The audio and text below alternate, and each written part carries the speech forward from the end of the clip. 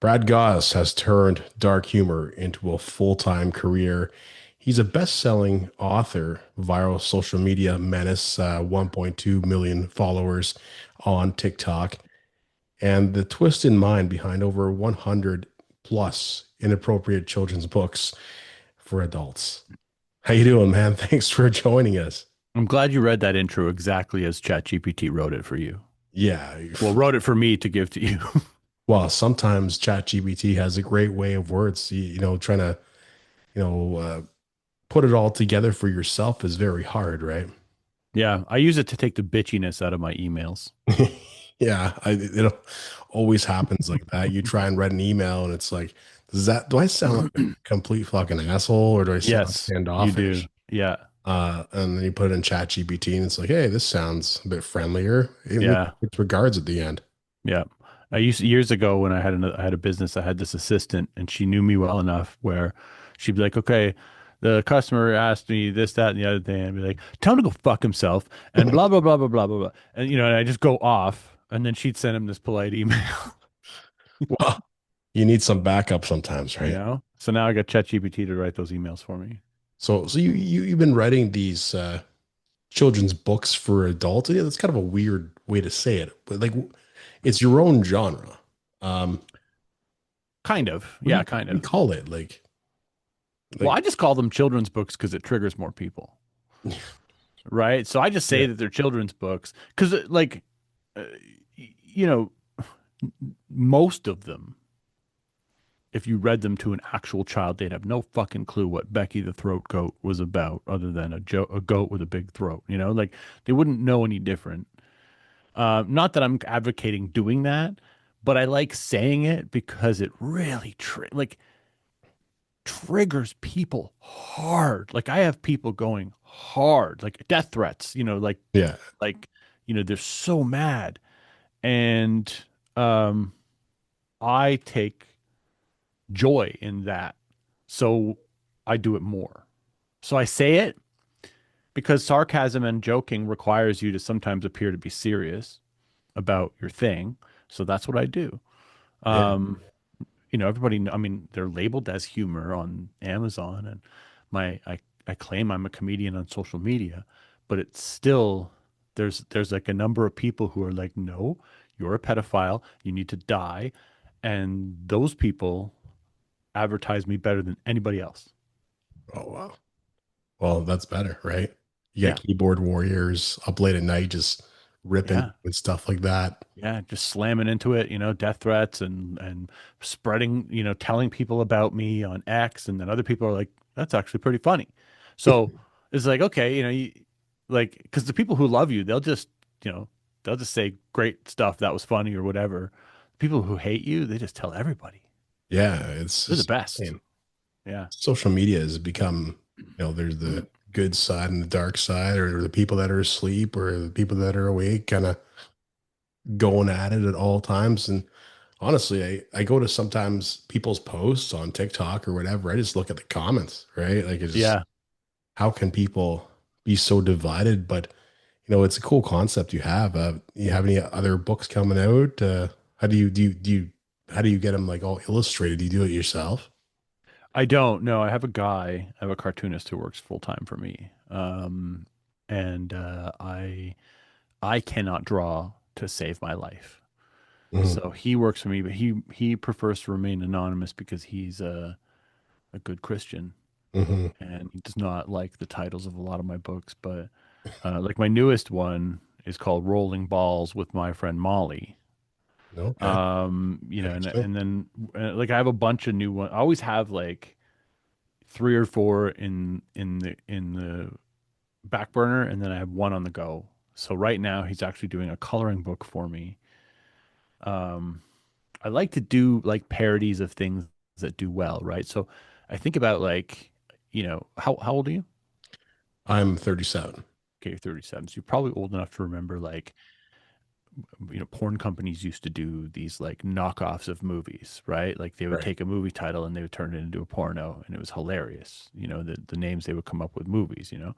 So I always look at like what's doing well and, can I parody that or is there a trend, or is there kind of something happening that I can jump on top of? So right now I'm jumping on top of a coloring book trend to see how it goes, and then next there's a bunch of new books coming out. Like I have so many.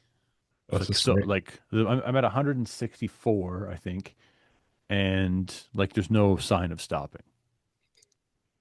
So you just like pump them out. How many pages are these books? They're 24 pages. Holy They're crap. short. They're children's books, right? Yeah. Kids have a short attention span because they're stupid. Mhm. Mhm. So you make them 24 pages. You can read them in 2 minutes or 1 minute usually on TikTok, which is perfect. Beautiful. You show them the whole book, and if they still want it, then you're not going to get a bad review. You know? Yeah, absolutely. I got a good title for one of your books if you ever think about it. Mom and Dad's Clapping Party Extravaganza at Bedtime. Clapping party extravaganza. Mhm. Is that what they do? The ass claps? Yeah. Yeah, stuff like that. Mom's a squirter. It's about like a little, small mustard bottle in the fridge, looking up to his mother, who's a big one, running out. There's a ton of great ones, man. Like great ideas. Like where do you spawn your ideas from? Just They just kind of come to me, and they kind of bubble up. So I have some that there's some ideas that I've been sitting on for months that they just haven't, I don't have all the pieces that yet, but it's on a slow cook. And then there's other ones that just happen quickly. I have the idea and it's written and it's off to the artist in like a few hours. wow. That's most of them. Most of them are done very quickly. Um, but like it starts with the idea, right? So it's like once you get the idea, it's pretty easy to run like 24, like I got to write 24 rhyming lines and then come up with 24-page descriptions it's not that much work. Wow. And For he listed on Amazon after. Yeah, I sell it on Amazon right away. Yeah. That's great. Yeah. Like it almost works for you, like it's something that like you probably didn't expect to take off like this. Um, no, I did expect it to. You did, yeah. I go into everything with delusional confidence and high expectations, George. Like I expect everything to do phenomenally well. Yeah. It's I good. just that's how I look at it. I think everything's going to be awesome, and then when it isn't, I'm like, okay, and I move on. Mhm. But yeah, I I went into this with higher hopes than it actually achieved in the beginning, and then eventually it outpaced my That's pretty hopes. cool. I So mean, you do stand-up comedy as well. You tour around with that. What are some of, people tend to not laugh at some jokes, right? Do you have a memory that you just pretty much got kind of stone cold when nobody laughed? oh yeah, happens all the time. Yeah. It's part of the game, right? It's if you're if like if you're doing your own show and you're headlining and the people came to see you, they know your stuff, you never really bomb. You almost can't because those people love you and they know exactly what your style is, they know exactly what they're in for. Um, so that usually goes extremely well. But if you're opening or you're doing some kind of showcase show where they're just like, hey, we got 8 comedians tonight, and you're doing 15 minutes or whatever, which is pretty common, to a room full of people who have no idea who you are, that can go horribly. Um, but lucky for me, I really love a moan. So if Mhm. I can get them moaning, I'm happy. Like if I can make them uncomfortable, I don't care if they're laughing. If I make them feel something, I'm good with it. Yeah. Um, but for me, I think the worst was like specific story. I had to do this show in Toronto, and the the organizer of the show, like he might as well have set me up to fail. He was like, "It's a dark comedy show. We're doing a dark comedy thing. You need to bring your darkest material." I'm like, "Bro, I got this. Like, it's no problem." And so I did some books on stage, the so I go up there, right, and they're like, it's the dark comedy routine, and it was like I had to do this dark comedy battle with some other comedian. When it's always a bad scene, and I'm looking at the audience, and there's a fucking bridal shower Oh my God. party group in there. And the books that I brought were Dead Babies, a series of short life stories, and Pedo Clown Can't Catch a Break. And so I started reading Pedo Clown, and the ladies got up and left. They left. I've never walked anybody before. This was the first time. So happy. I was so happy. And like it was going so badly. And then the other one I did was Why Daddy Hits Mommy, a kid's guide to understanding alcoholism. And I was just like, and I was doing it. I'm reading the book and I can read the room and I know it's going horribly. And I'm just like, it gets worse, and I just keep like, I just keep like doubling, like I'm in it now. I got to finish it. I'm not going to walk off the stage. I got to do my job. So I just finish it, horribly. But like at one point, I even said out loud, "Read the room, Gosse." Like, and everybody's laughing at me commenting on how bad it's going. And then the host, who's a good friend of mine, he comes up after me and he's like, "Okay, blah blah blah." And then the girls came back in. And he asked them specifically. He was like, "Did you leave because of Pedo Clown?" And they were like, "Yeah, we couldn't take it." And the guy who produced that show has never asked me to do another show again. That was it. That was the end of our relationship. Um, so yeah, it can go badly, but to me, those are like some of the best. Like another one. Do you want another one? Absolutely. Let's do it. So another one was and in my life, I've never done. Every comic has a story about a corporate gig, right? I'd never done one because look, my shit is not corporate. Nobody's hiring me to do their corporate retreat, uh, you know, keynote speech.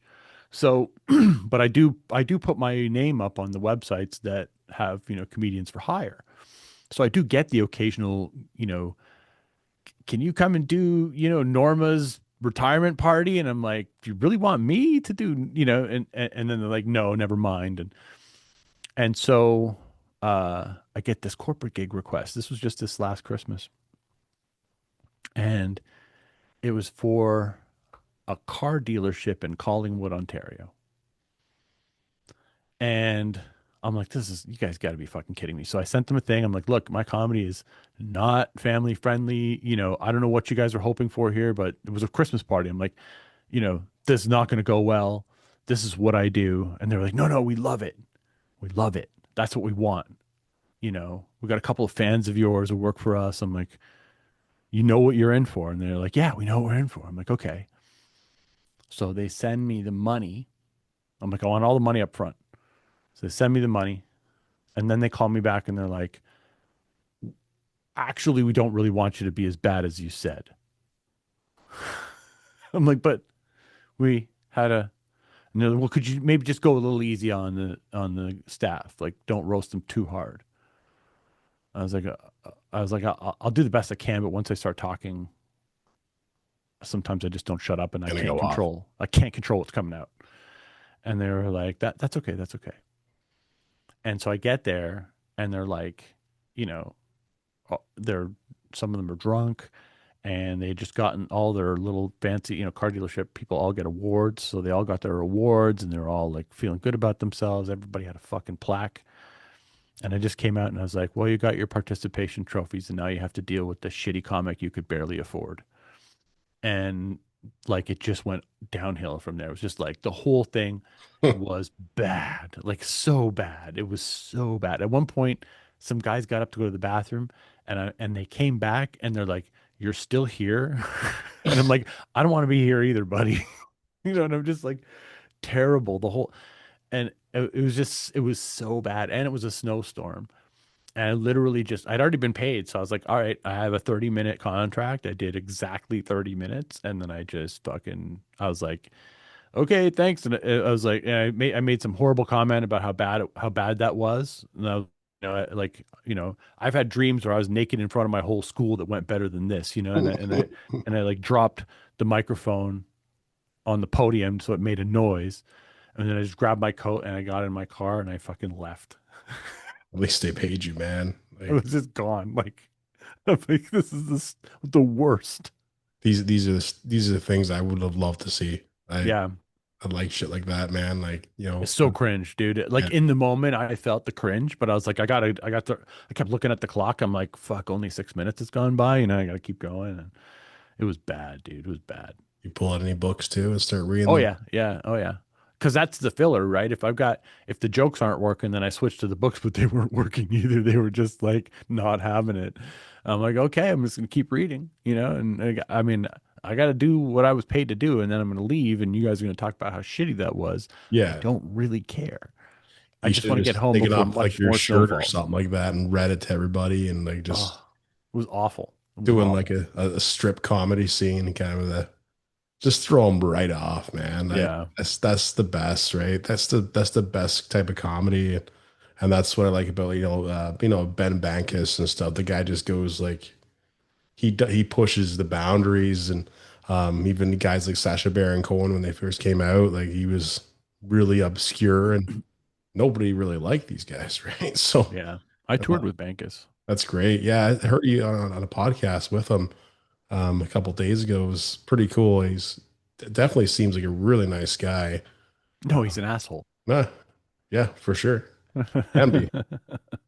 But No, he'll be the first to tell you he's not nice to his openers. yeah, well, I mean, is that expected sometimes? It is expected, yeah, and he's upfront about it. No, he, you know what? To be fair, he actually taught me a lot. So, to he jokes about it and he can be, but he's also very generous with his advice and his time. I went out west with him and did a bunch of shows, um, opened for him, and I learned a lot, and he would come to me afterwards or before the next show and say, "Try doing it, try doing this way." And I tried and it worked, and so he was very helpful. Yeah, I mean, he seems like he's got a knack of things now. Like I think he started during COVID, or that's when I first started seeing all the stuff online and whatever. And of course, his voiceovers of Olivia Chow, those are absolutely fantastic. And he has a great thing going on with his tours. And people just want to laugh, and there's different types of humor, and if you can cater to that, I like dark jokes sometimes. I Reddit, you go on Reddit and look up dark jokes or dank jokes and stuff like that. This is really weird stuff, and Yeah. you can cater to that. It makes people laugh, man. So kudos Yeah, to there's a you. certain group of people, and they're his audience and they're my audience to some degree that are not triggered by anything. They understand that everything can be funny, and as long as you're surprising me with this unexpected turn in what you're telling me, I'm gonna laugh. And the more extreme you are, the funnier it is to those people. And so, like I just made a joke today on YouTube. I'm getting so much shit from these little triggered kids. They're like, it was like a simple thing where I do these dad advice routines, right? Where it's like, and I read this Dear Dad letter, and it was like, Dear Dad, my friends make racist jokes. Should I confront them or should I ghost them? And I was like, I don't see what the problem is. Your friends sound awesome. Yeah, And the comment section is just filled with people that are like, racism is not comedy, and like it's like the word racism triggered you. Like we didn't even get racist, we just talked about racism and it upset you, and they're fighting, they're so angry, and it's just like this is how soft you are. You're so easily triggered that someone saying the word racism upset you. yeah, and it's like sometimes you don't even say it, and they just bring that up or bring some other issue up, and it's like there are a lot of people who are very, very confused, right? Yeah, Um, yeah, sometimes, for example, we just had an election here in our country, and people are fighting about the results. Like, hey, this is not what should happen. This seems like it's rigged. And people are like, oh, don't you like democracy?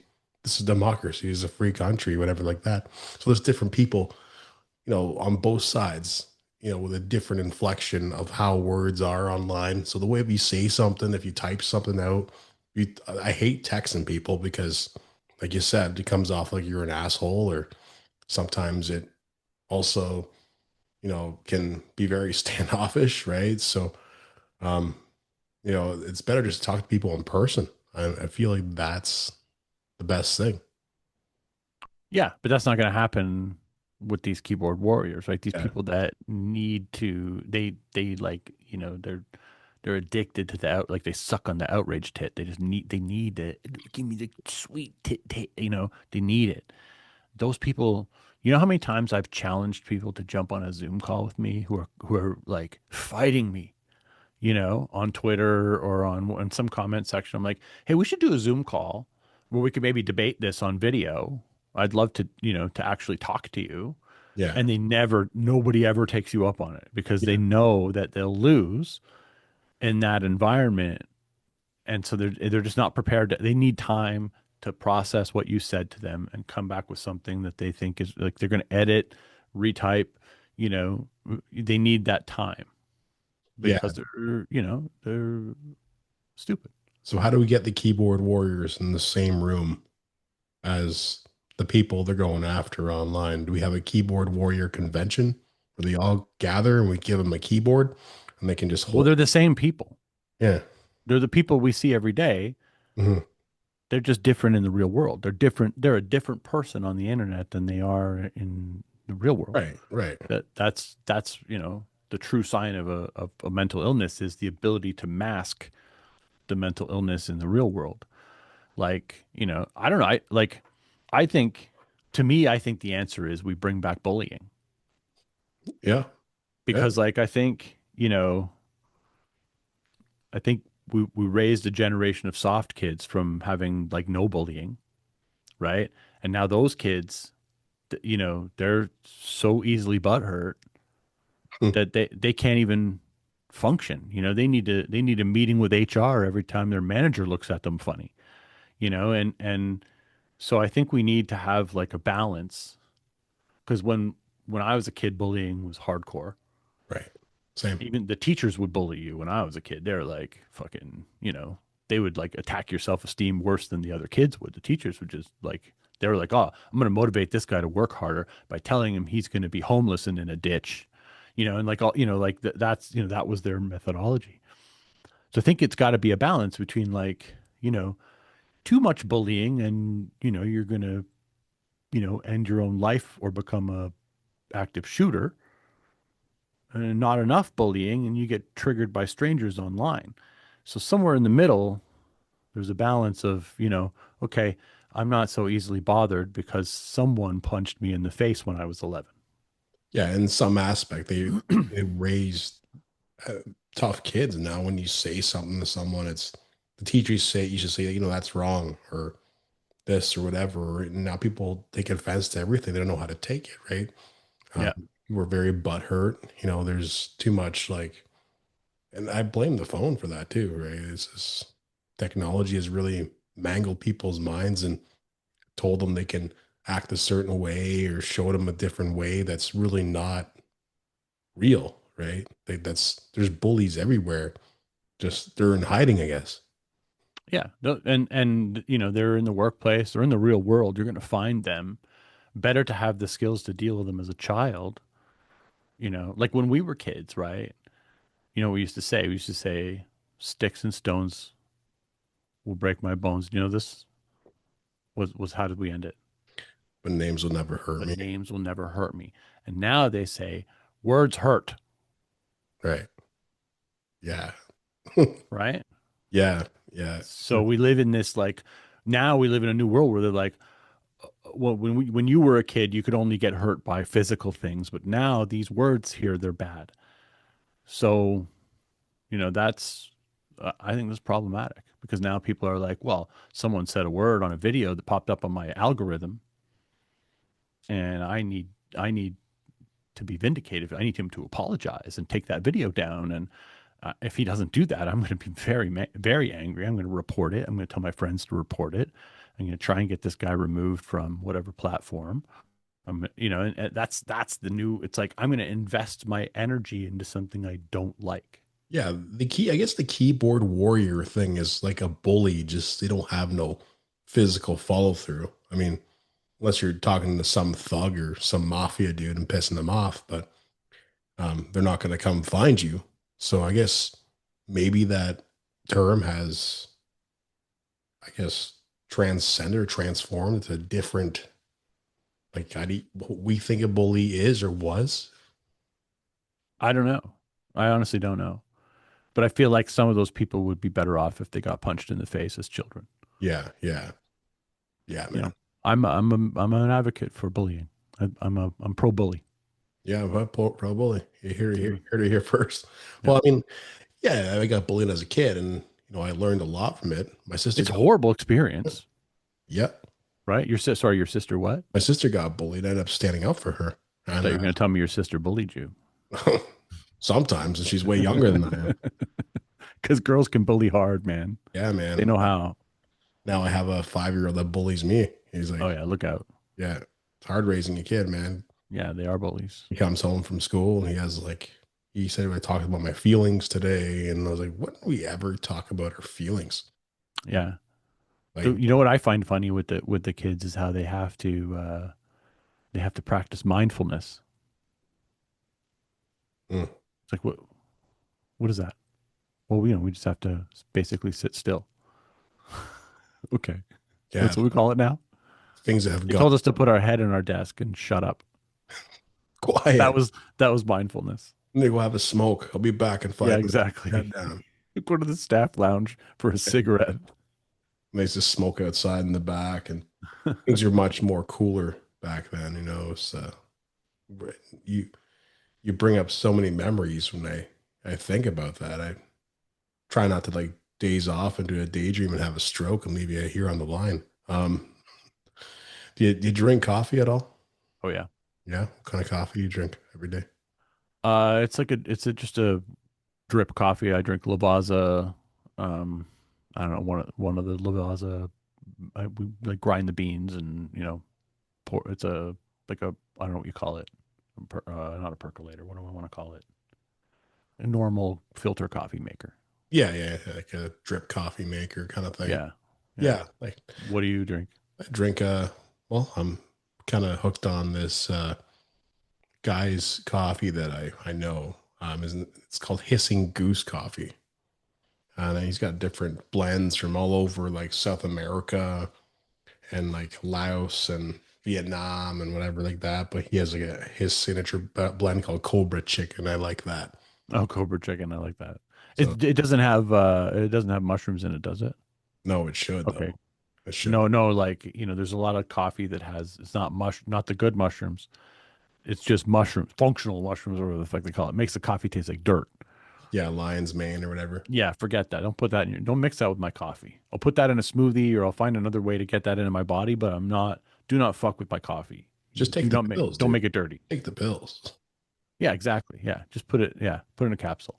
Yeah, like it does taste like sludge, dude. It's just like, ugh, you Yeah. drink it, and they had all this. They used to have all these like advertisements on Facebook, and I don't see them anymore because probably people decided it's like, yo, why the fuck am I drinking It's not mushroom worth it. coffee? You know, It's not worth it. I know they mix like CBD with coffee or THC with coffee or something like that. That's somewhere in the works. I forget what the company's called, but that's the only cool idea out there besides nitro cold brew. I don't know if you ever had one of those. No, I'm not a cold coffee guy, but No, it's like just it's carbonated coffee, pretty much. It's pretty cool. I feel like the mushroom coffee is like, the payoff is so minuscule. They're like, oh, it might make you a little bit smarter. It might help the synapses in your brain, but you never really notice it. It's kind of like a placebo thing, Yeah, yeah. you It's know? kind of like that She Legit stuff they're advertising online now. It's like, hey, it might make your dick like 2 inches more, Right. right? It's Yeah. like, oh well, people try and buy that, and they're probably like, oh, these guys said this is gonna happen. So it's almost like though that kind of stuff it, marketing is sometimes fantastic, but Yeah. mushroom coffee, dude, like, why would you have mushroom in your coffee? Yeah. If you want to Um, make your dick look bigger, just shave the pubes. That's all you got to do. yeah, shave your That's pubes all you and got to do, bro. lose like 35 pounds. You want Pull the skin 1.5 back. inches? Shave those pubes. Yeah. I'll tell you what, man, you have a cool little display behind you with the Incredible Hulk. And, if that guy comes and creeps me in my dreams tonight, I'll let you know. Holy shit. Where'd He's you? life-sized, by the way. He looks smaller, but because he's far back, Mhm. but his head is the same size as my head. Same with the Venom over there. Yeah. They're life-sized busts. Wow. Where'd you get those? A website called sideshow.com. They Oh, sell a lot of like very expensive memorabilia kind of stuff, like movie, comic book kind of stuff. Um, it just it's like, if you want to lose $3,000, go buy something on that website. hey, it looks like it's worth it, right? It makes everything. You're really into Marvel. And DC, yeah, I like both. Who's your guy from Marvel? Venom. Probably Black Spider-Man, like the black uniform Spider-Man, not the black skin Spider-Man. Okay. Not the Miles Morales, but the Venom, the pre-Venom Yeah. Spider-Man. Yeah. Yeah. I used to like the Marvel Spider-Man, like the cartoon from the 90s, it was really cool. Even like the Batman from the early 90s, the animated series. Damn, man, it doesn't get any better than that. Yeah, yeah, I like Batman too. Um, Superman. I'm trying to think of who else. That might be it. Hey, you have a ton of comics and stuff like that. Joker's the other one. I got a lot of Joker So cool, comics. man. What inspires you to collect more of that? I actually don't collect it anymore. So I went through this phase where I was setting up to do videos and stuff down. This is like my office basement slash studio. So I was like, I knew I was going to start filming YouTube videos down here, and I wanted to have a like slightly interesting background, especially for the early days when I was shitty. I thought at least people might stick around a little bit longer to see what's going on in the background there. And so I was like, okay, what am I going to put back there? And I went through a bunch of ideas of what I might put on the wall. And then I came up with, well, why don't I buy a bunch of comic books and comic book character statues to put on this wall behind me so that I have this like interesting collection. So it was like literally like it was like stuff I liked anyway. It wasn't like, oh, I just randomly picked something to collect. And I did collect comics when I was a kid, but I was like, okay, well now it's like a business expense. I'll just buy this stuff. It's for my office space. And so this was in 2018. I started buying this stuff. And in 2018, nobody was buying comic books, and very few people were buying these statues and these kinds of things. The statues I paid premiums for, but all the comic books I got for pennies on the dollar. I went on eBay and I would lowball bids, and if I didn't get them, I wouldn't raise the bids. I would bid for like a graded comic, which you got to figure the grading on the comic costs like $30, right? I'd bid $10 on graded comics and get them. But I got some Stan Lee signed Spider-Mans for no money at all because I just lowballed everything I saw, and I bought whatever I ended up, you know, owning. And I bought, a very expensive comic collection for pennies on the dollar. And then in 2020, when COVID hit, all that stuff just went way up. All the collectibles went way up in value. And so I would say I probably like made 30 times what I paid if I were to sell it all right now. yeah, I'm in the same boat. I went pretty hard on hockey cards back in 2018. Oh yeah, nice. Nobody was buying that stuff. Yeah, I bought an Ovechkin rookie. I don't know if you follow hockey at all. It's all graded and stuff. Obviously, he became the highest scorer of all time. What And I bought that thing for $10, do you think it's worth now? 5 grand, Wow. right? You wish you bought 10 of them. Yeah, I mean, I was kind of skeptical if I was like, sometimes when those deals, you don't know if you're actually going to get the card, right? So Right. Yeah, yeah, that's it true. came and I have it. And there was one going for 75 grand too. So I tempted to put it up, but I might just keep it, right? Oh well, keep it until he loses the record. Yeah. Right. But right before he loses the record. There's a peak with that stuff, right? That's the problem. Is that that has a lot to do with timing. comic books have more to do with nostalgia, but the hockey and the sports stuff has a lot to do with like, okay, he's hot right now, but if something happens, the card can go up or down, you Yeah. know? Yeah. How do you find time for like to do all the filming and like how do you split your time between comedy and your filming and like do you prioritize like content on like a certain day and then you do sit down and write jokes or think about things or on other days like how do you organize your time? You're so busy. It appears that way. Very poorly. I organize my time very poorly. Um, I thrive on nothing on my calendar. So most days I get up and I have nothing on my calendar. Um, and this is my full-time job. So I don't do anything else. So I put in a minimum 40-hour work week, usually 50-hour work week on my business, my book publishing business, my all of it ties back to they're all the same thing. The content sells the books, the stand-up sells the books, the content sells the stand-up. It's a nice little, self-fulfilling cycle of incest. Um, and so whatever I decide I'm going to work on that day is going to be effective. Whether I'm writing a book or today I'm editing videos or maybe tonight I'll go on Omegle and shoot, 4 hours of content, me trying to make people laugh and then edit it down to, 30 good clips. Um, so, the answer to your question is I don't organize my time. I just make sure I have a lot of empty days. And then I kind of just do whatever my ADD slash, you know, barely functioning brain in most cases can do because I have there's certain days where I just don't feel like doing anything. So I got to live with those days. And then when there's days where I feel like doing stuff, I have to do kind of what I want to do because I have this like aversion to doing things that I feel like I have to do. Right. It's the weirdest thing. Like even if I put it on my own calendar, I'm like, tomorrow you must do this. Tomorrow I'm going to be like, fuck that guy Yeah. You're or not doing whatever he said to you yesterday. Like I'll literally argue with myself over doing a task I told myself to do.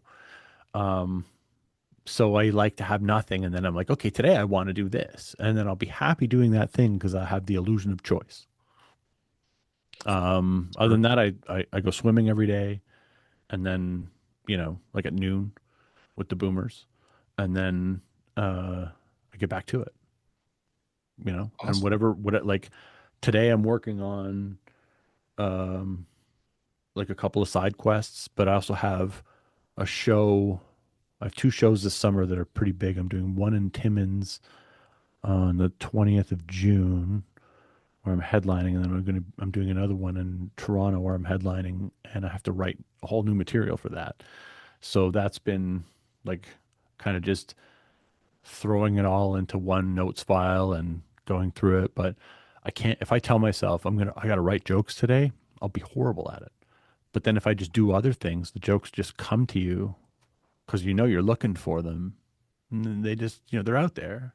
You just got to, be aware. And you see stuff and you're like, oh, this is a topic or this is a thing. Yeah. I find the inspiration like when I'm trying to think of something funny, just kind of happens to something that you're kind of related that your actions to or something that happens during the day. You find it funny, right? Then hopefully somebody laughs, right? Right. Or something you think is like something that bothers you or something that, you find annoying or you think something is stupid. Usually if you think it is, other people think it is too. And then a lot of it is like um being really honest with your inner self, like and saying, okay, well, like how do I really feel about this? And how, and if you can be like so honest that nobody's ever said it before, then people love that. Because if it's like we all thinking it, How do you but how do you start like if you were to say start doing the stand-up comedy thing like for someone who has aspirations and maybe thinking about doing it maybe like where's the start point like besides writing your own jokes you just go up to like an open mic and see what happens. I would go to open mics and I would watch. I would go to as many shows as I could and watch. Um, I don't know that I would try right away because sometimes when people fail their first open mic, they never go back. And if you treat it like it's just, a karaoke night, it's not going to go well for you. Um, so I think for me, I can tell you what I did, and I don't know if it's the path for everybody, but Sure. I went to Second City and I took a stand-up class. I took the course because I felt that I needed some structure to understand. Like I didn't understand the different joke types, the different joke structures that are out there. And so they teach you some of that, and then they also sort of teach you the elements of how to piece things together better. And then they give you your first 5 minutes at a club, and it's a you spend weeks writing that quote unquote open mic routine. And you bring it to the class and you show them what you've come up with, and the teacher and the class gives feedback, and there's a lot of kind of collaboration that goes on where people are very helpful. Um, and I think that's for anybody who wants to do this, if you really want to do it, take a class. There's lots of them out there. Second City has good ones. They have them online through Zoom even. Like I went in and did it, but um it you know, it really laid the groundwork for me to be able to do this. I feel like without that, I probably would have failed a lot more in the beginning, and that might have been really discouraging. On that note, that was my last question for you. I wanted to end it with that because sometimes people don't see the person behind, all the content and stuff like that. Have a down to earth talk, and be real with people. Man, this has been awesome. Thank you so much. Thanks for having me, George. This is Next time we got to do it in person. We live yeah, like an hour away from each other. We just found out. yeah, So we got to do it. yeah, Hopefully, we can do it in front of a bunch of people and sure. Yeah. read them some books. They won't laugh, and we'll just go on to the next book. You guys don't like this? All right, next book. So there's Yeah. Yeah. some crazy narration going on. Yeah. I did a show in Kitchen. I'm actually doing a show out your way in like a month or two. Oh I yeah, did one recently at I can't remember the name of the bar now off the top of my head, but some sports bar on Valentine's Day. beautiful. So yeah, What? it, But yeah, you'll have to give me the details after we finish up here, and I'll definitely come out to it. cool. Yeah. I don't have them yet, but as soon as I have them, I'll send them to you. I'll DM them to you. The guy who put on the last show that I did, wish I could remember the name of the bar. It was a funny name too for a bar. What the fuck was it called? It'll come to me. Um, but I remember I made a joke about, um, you know, because all the comics kept saying, "Who's having a good date night?" And it was like the most miserable crowd, and they were just not having. Nobody was like raising their hands, but there were a lot of couples there, and so I went up and I was like, I realized why nobody was raising their hands about having a good date night. I was like, this is the place you take your side chick. So they like that. So I guess I was right. Hey, you got to have those really weird bars that nobody goes to take your side chick to, man. Yeah, exactly. Well, good thinking on that one. Thanks again, man. All right, we'll see ya.